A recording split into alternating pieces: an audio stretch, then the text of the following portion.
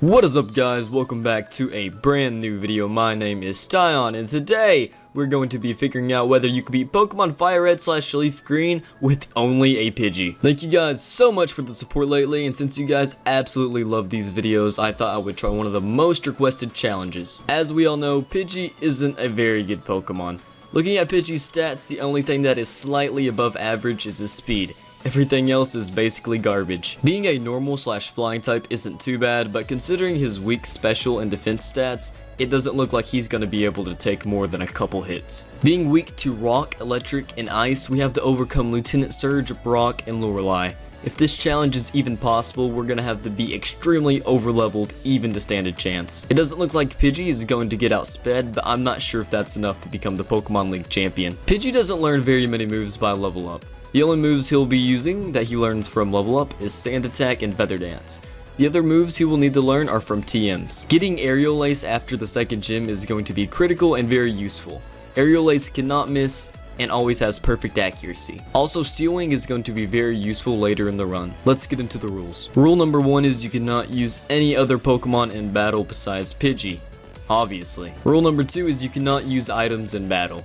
This adds an extra challenge so that we cannot spam full restores and get an easy win. Rule number 3 is obviously no hacks or exploits throughout the run. With the rules out of the way, let's get right into it, guys. So of course, Pidgey here in slot number 1, we go ahead and pick him up and give him a bad nickname like always. It's actually a girl, and we name it Burby, as our rival goes over and picks Charmander. Now, of course he wants to fight, and after a relatively close fight, we do end up barely winning this here, getting Burby up to level 6, getting 69 EXP. Now, leveling up quite a few levels, we go ahead and do our next rival battle here, and it's extremely easy as we do end up winning right here, getting up to level 12, and we make our way to Brock's gym. Getting a few more levels, we actually are able to pick off Geodude here, but that's only Geodude, and we only have 13 HP left. Our main strategy was use Sand Attack, but Onyx isn't gonna have any of it and just takes us out with Rock Tomb. Coming back with a few more levels and a little bit more luck, we decided to challenge Brock again at level 20. Now, the strategy for this gym was to use Sand Attack and get his accuracy as low as possible.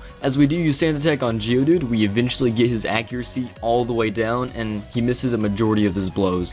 The same strategy is going to apply to Onyx and a lot more Pokemon along the way. As Onyx comes out, slowly but surely we do the Sand Attack strategy and eventually do get his HP all the way down and eventually knocking him out. That took forever, but finally we get the first gym badge and defeat Brock. As of right now, we do not have access to Steel Wing, but if we did have Steel Wing, this gym battle would obviously be super easy, but we managed to do it without it, and next up is Cerulean City. Once receiving the Boulder Badge from Brock, we go ahead and go to Cerulean City, and we face off with our rival. After getting out of Mount Moon, we are level 25 now, which is definitely going to help, but I do not think that we're ready for Misty, but we go ahead and just use Wing Attack and all of his Pokemon and easily defeat our rival. Toru then tells us to go check out Bill's house, which is just past Nugget Bridge, which we do, and all we see is a Clefairy, and of course Bill turned himself into a Clefairy with an experiment gone wrong, and we do help him, bring him back to normal, and we get the SS ticket. Now, Starmie is an extremely fast Pokemon, and we do end up dying here to a Water Pulse, but it is okay. We're going to go ahead and grind, and we're going to come back, and we're going to get revenge. After grinding up only a couple levels, now coming back at level 31, we're able to one-shot Star You right here with a Wing Attack, and then Starmie comes out.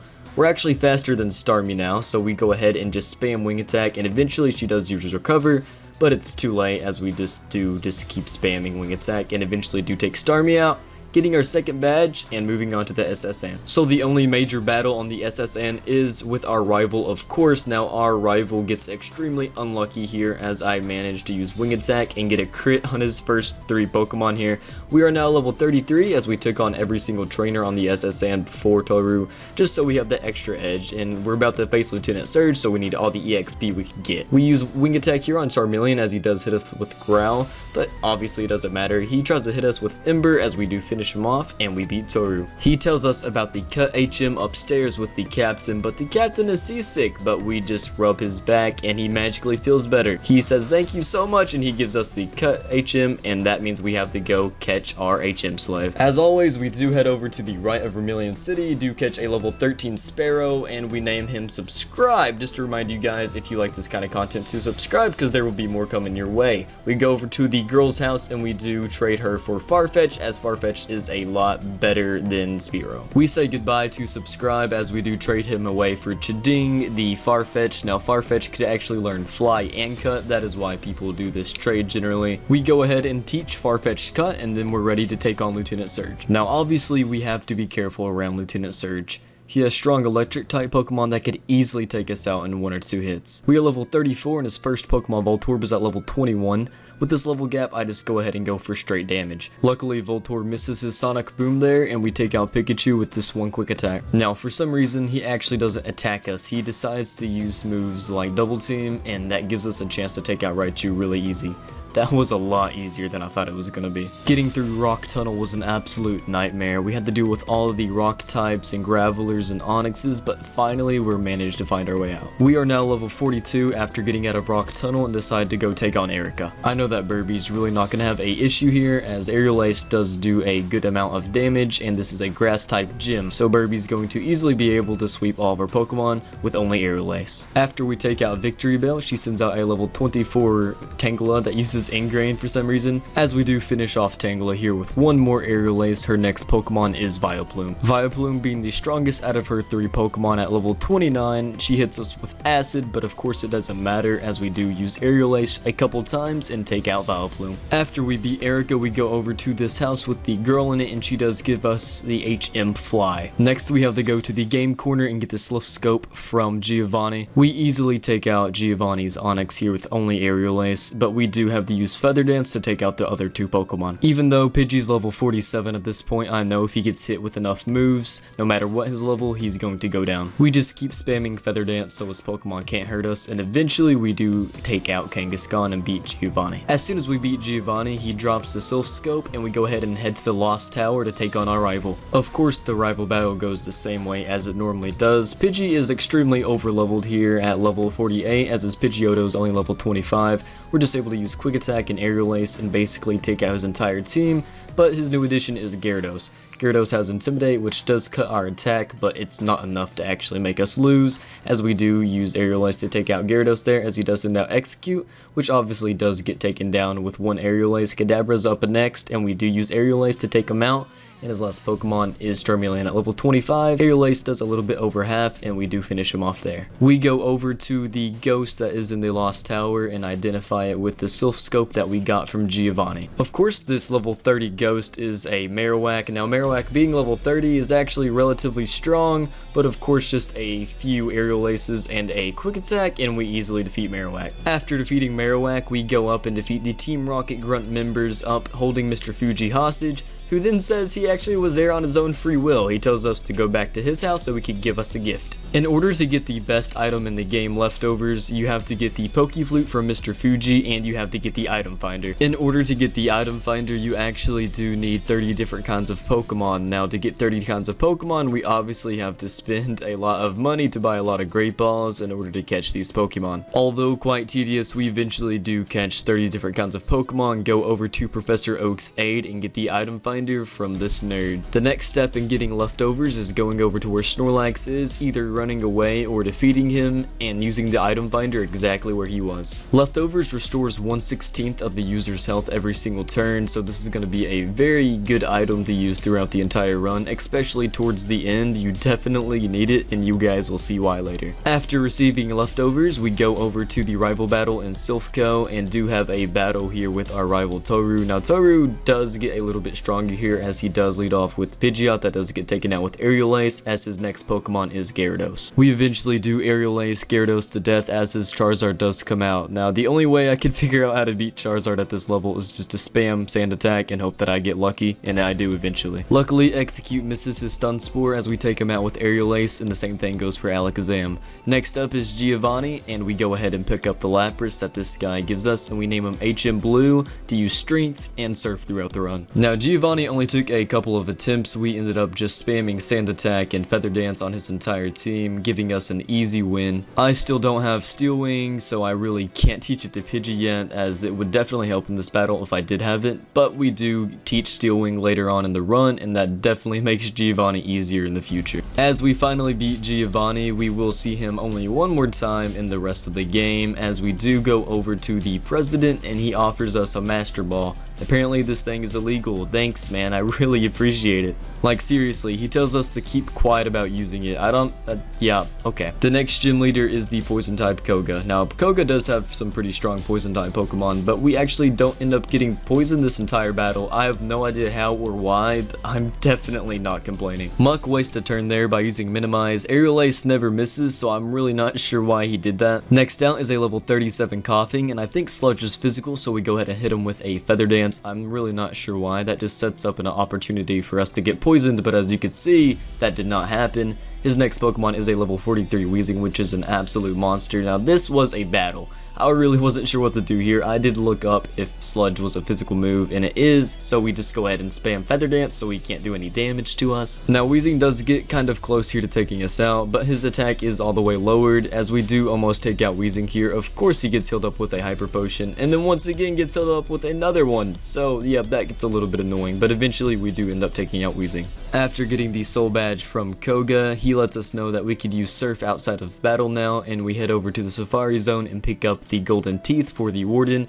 and then go get HM03 Surf from the attendant. We then go to the Warden's house and give him back his gold teeth, as he does thank us, and he gives us the HM for Strength. Now, that guy in Silphco does give us Lapras for free, and Lapras can learn Surf and Strength, so we go ahead and teach Lapras Surf right here, and then we do the same thing for Strength. After we teach Lapras Surf and Strength, we go into the next gym. The next gym is Sabrina, the Psychic type gym leader. Now, Burby is level 61 at this point, so we do have a good level advantage on all of our Pokemon, as we do one-shot Kadabra there, almost one-shot Mr. Mime, but he does get healed up with a Hyper Potion, which we just Aerial Ace once again, and then Sabrina decides to waste her Hyper Potions on Mr. Mime, which is that's a girl Mr. Mime again. That's just so weird. But we do take out Mr. Mime there, as Venomoth does come out and obviously gets taken out with one Aerial Ace. Her last Pokemon is a Alakazam that hits like a truck. We almost take him out with one Aerial Ace, but he hits us with Psychic and it almost takes us out, but we do end up defeating Sabrina there and getting our 6th gym badge. The next gym leader is Blaine. Now, I do not know anybody who's had so much trouble with Blaine before. I could not beat Blaine at this level, no matter how many times I tried. Level 62 was not enough. We return at level 68, and the entire strategy was using Sand Attack. Hopefully that his Fire Blast missed, because Fire Blast is an extremely inaccurate move, as it does end up working eventually. This took very many resets, but eventually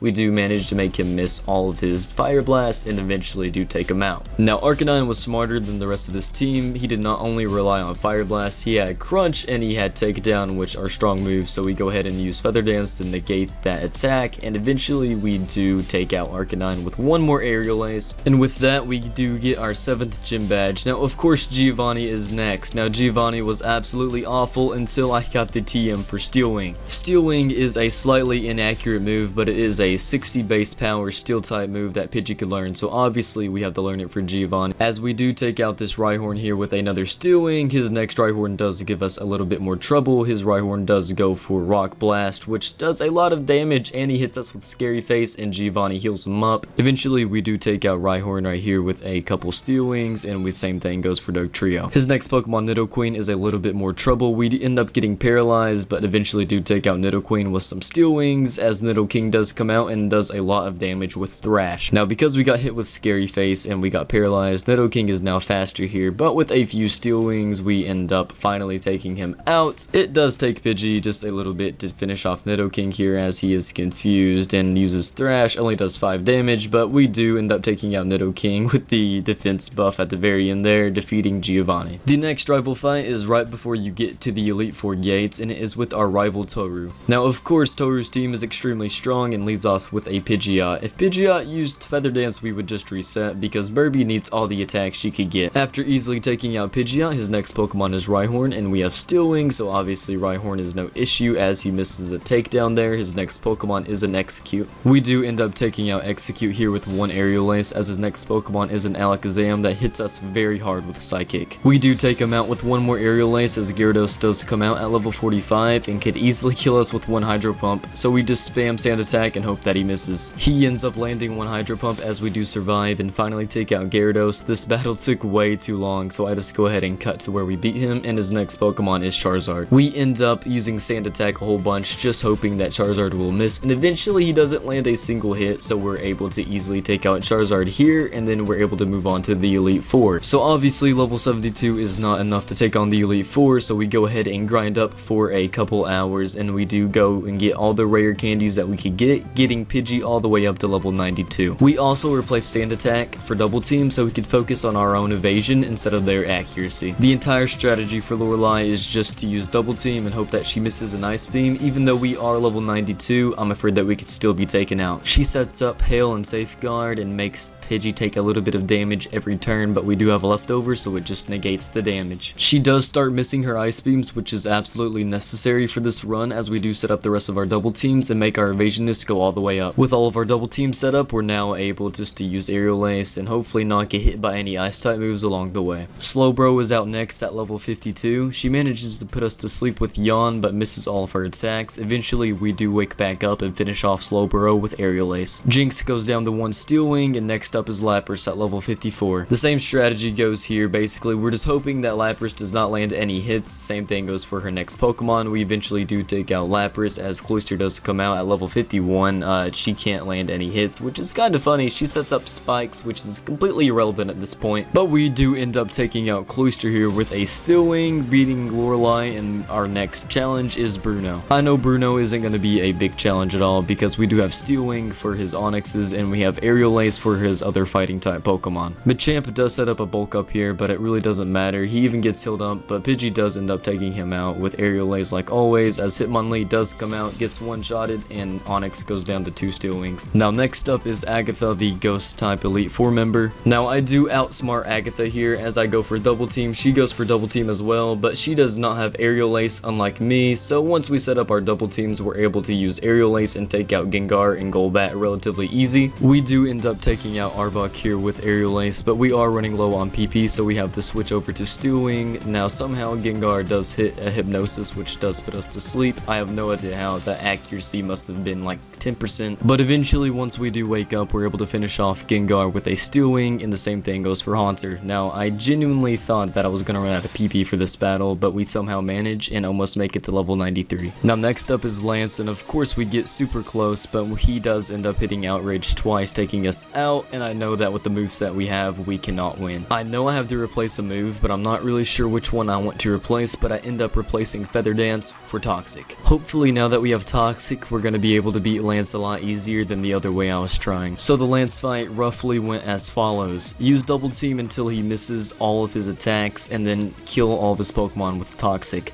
We really don't have that much PP left, and we already used all of our elixirs and ethers, so we can't get our PP back that we've already used. Eventually we do enough damage to Gyarados to make him use a full restore, as he does switch out to Aerodactyl, but Burby's easily able to use Steel Wing and easily take out Aerodactyl. Toxic almost takes out Dragonair, but his Shed Skin ability heals him at last second. We get paralyzed with Thunder Wave as we do take out Dragonair. He sends his Gyarados back out. We eventually do get Toxic on Gyarados again, but we're running out of PP for Steel Wing and Aerial Aerial Ace, and I cannot get it back, so I'm really not sure how I'm going to beat Lance, nor beat the champion. Just to add insult to injury, Dragonite goes for Safeguard, making it so Toxic won't work, so we have to go ahead and use the rest of our PP for Steel Wing and Aerial Ace, and eventually getting a Toxic back off, but of course Lance heals it up with a full restore. We actually are forced to run out of PP here. We have no other PP moves, and eventually we do resort to using Struggle. Now Struggle actually is what takes out Dragonite here, as he does send out his last Pokemon, Dragonair. This is an extremely stupid way to beat Lance, but this is honestly the only way. Pidgey has no other moves, and this is all he could do, but eventually we do take out Dragonair and defeat Lance. I actually realized that I have one more Ether, and we use it on Double Team, because without Double Team, there's absolutely no way we could win this fight. I forgot that Pidgey actually has Aerial Ace, so it doesn't matter how many Double Teams I use, he's still gonna hit me. I look through my TM bag and find out that we have Attract, which we teach the Pidgey. Luckily, Pidgey is a girl. I really didn't intend for this to be a strategy, but it definitely works out in our favor. We also have the HM move Fly. Now, I know Fly is absolutely awful, but it's all that we have, and we need an attacking move, so we go ahead and teach Pidgey Fly as well. In order to win this fight, everything has to go right. We hit Pidgeot with Attract, hopefully making it so he can't hit us, and we do have our PP on Double Team, which of course we have to set up on Pidgeot, because Pidgeot is the only Pokemon that can't actually hurt us that bad. Once setting up all of our Double Teams, I know that we have to use Fly to take out Pidgeot, and it actually does a decent amount of damage. 2 Flies is enough to get him down to red HP, which Toru does decide to heal up with a full restore, so we have to use Fly once again to get him down and eventually take him out. Rhydon is next, and of course if he hits us with a strong rock type move, we're not actually going to be able to win, but we do use Attract here and it does work in our favor. All that we have is Fly, so we just have to use Fly and hopefully get his HP down. It does take forever, but eventually we do take out Rhydon only using Fly. Next up is Alakazam, and I'm only at 95 HP. I know if he hits me with one Psychic that I'm going down. Luckily, 2 Flies. Oh wait, yeah, we're at a PP, never mind. We are now at that point where we have to rely on Struggle once again, but of course we have to run out of PP before that actually happens, so we have to spam Attract even though it does nothing, and hopefully that he doesn't hit us, and eventually we do get that run where he actually misses every single thing that he tries. Eventually we do run out of PP and take out Alakazam with Struggle. Next up is Executor, and luckily he actually doesn't hit any real attacks. He hits us with Sleep Powder once somehow and does put us to sleep, but obviously he doesn't hit us with any attacking moves, and we do eventually take out Executor. His next 2 Pokemon are extremely strong, and if they hit us at all, we're gonna take some massive damage. Of course we only have Struggle to use, so we just have the hope that his Gyarados misses every single attack, and luckily on this run he does, and we end up taking out Gyarados with only Struggle. After we take out Gyarados, he sends out his Charizard at level 63. We have to be extremely careful. He has Aerial Ace, which obviously cannot miss, and he uses Fire Blast, which definitely can miss, but if it hits, it does massive amounts of damage. Now, I have no idea why he decides to use Fire Blast over Aerial Ace sometimes, but I'm glad that he does, because if he stuck to Aerial Ace, he definitely would have won this battle. Obviously, some people do use Struggle for gimmick Pokemon as a strategy, but I had no intentions on winning this way, and hopefully this looks like it's gonna be enough. We are so close, guys. 1 Fire Blast though, and we are done. Luckily, we're too far ahead at this point, and even though he starts to use Aerial Ace and doesn't hit with a lucky Fire Blast, we finally end up taking out Charizard with only Struggle and becoming the champion with only Pidgey. I honestly had no idea if I could do this. I knew that Pidgey was an extremely weak Pokemon. I even thought at level 100 that he probably didn't stand a chance, but I was wrong. I beat Pokemon FireRed with no items with only a Pidgey. That battle alone probably took around 400 attempts, and I'm so happy that I finally got it done. Definitely do not want to do it again, but it was a very fun run to do, guys. I hope you enjoyed. And like always, Professor Oak doesn't acknowledge that we used Pidgey. He said that we chose Bulbasaur. Can I get a hashtag respect Pidgey in the comment? Seriously, after all this hard work, Pidgey doesn't even get recognized. Come on, Professor Oak. Come on. If you guys want me to take on one of your challenges, go ahead and leave it in the comments below. I'm definitely up to any ideas. I actually read all my comments, so I definitely will see it. If you guys enjoyed this video, make sure to hit that like button below, or if you dislike the video for some reason, dislike it and let me know why so I can improve for next time. If you guys want to see more content like this, go ahead and hit that subscribe button, and I will see you guys in the next video. Thanks a ton for all the support, like I said, guys, and I will see you next time.